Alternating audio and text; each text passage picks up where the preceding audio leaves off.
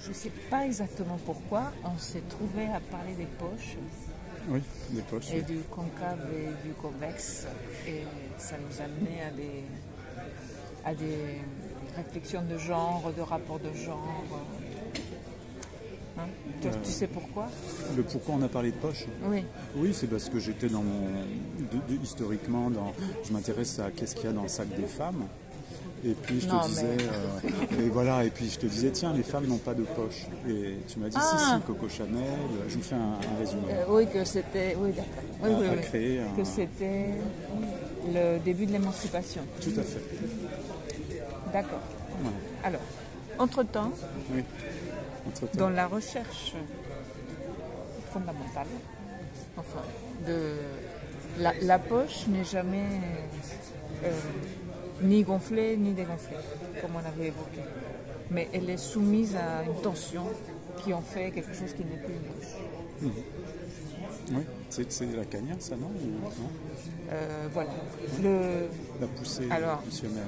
Cross-cap, désolé, c'est une erreur, mais il y a quelque chose comme ça. Alors, et tout le monde vit comme ça, homme, femme. Donc moi, je ne sais pas pourquoi, je ne sais pas si c'est une question précise, mais ce à quoi ça m'a fait penser, c'est à quand on a créé Ecosystemix, je me suis dit, notre ouvrage collectif Ecosystemix, on a abordé la nature humaine aujourd'hui, dans le monde d'aujourd'hui, avec la pression écologique, mais aussi peut-être la poussée des hommes, des femmes qui veulent vivre comme ils veulent, selon leurs désirs. Toi, tu avais ouvert l'ouvrage, l'écriture, c'était ton article le premier. Ah oui, je me souviens pas. Oui. Que c'était le premier, parce qu'il était emblématique. Je me suis dit, mais on n'aurait pas pu commencer mieux. Oui. Parce que tu évoquais la poche, la pas poche, la poussée, la pas poussée. Tu le lis comme ça? Est-ce que tu peux... Oui, en deux mots, je dis en deux mots, mais c'est traître. En deux mots, c'est une poche qui tente de me contenir, mais je sais que je vais faire ça en 3 lignes, en 10 lignes. Alors, c'est l'histoire d'une femme avec laquelle j'étais en démêlé, en débat, parce qu'elle était obèse, junk food, malbouffe, addiction à l'alcool, au sexe et Je soutiens le transfert.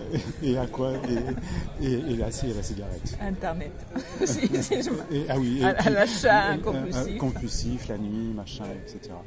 Et donc je profite du groupe, qui est pour moi un contenant, une poche, le groupe Ecosystemix, pour mettre ça en débat, justement.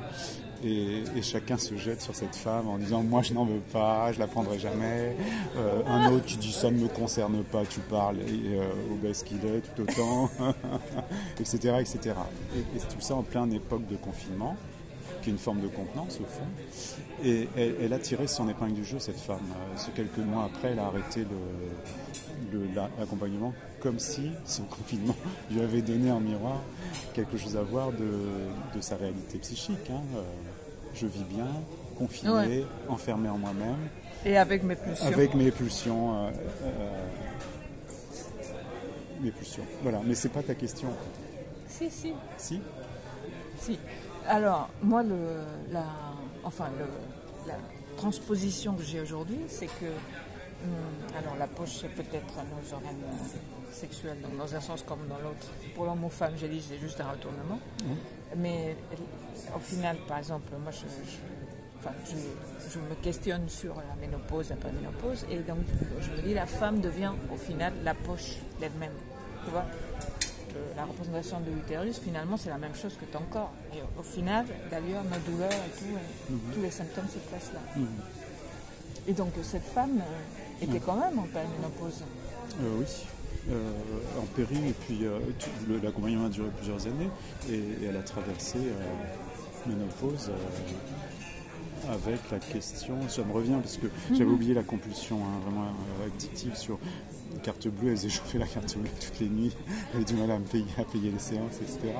Et je me dis qu'elle regrettait, ça me touchait beaucoup, hein, je suis un peu acerbe, enfin amer, parce qu'elle m'a vraiment mis en difficulté, mais bon, j'ai travaillé ça en contrôle.